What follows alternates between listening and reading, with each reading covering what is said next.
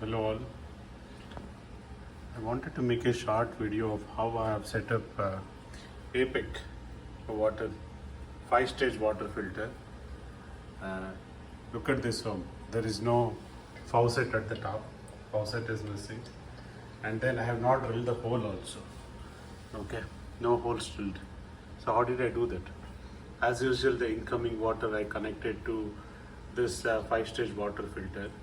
And then the outgoing water, what I've done is the wastewater.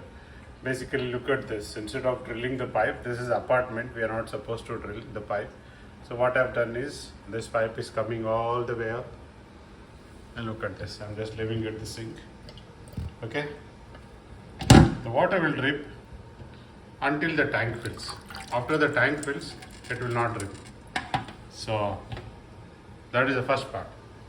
Second part is, here is the faucet, right? See, I cannot drill any hole here, or neither this home is having any faucet. So what do I do about this faucet? So whenever required water, see, I'm just hanging. This faucet has like a built-in hook, right? See, it's hanging here. Whenever I want water, I'll just bring it up.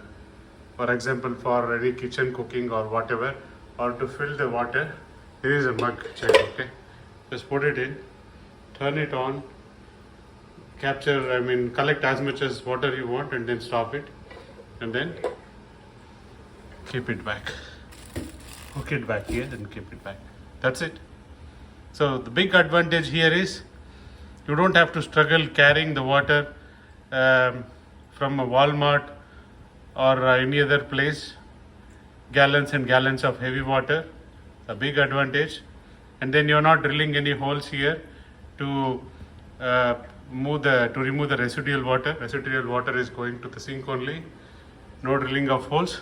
And then you can make it work even without faucet on the sink top. Yeah, okay. Hope this will be helpful. Thank you.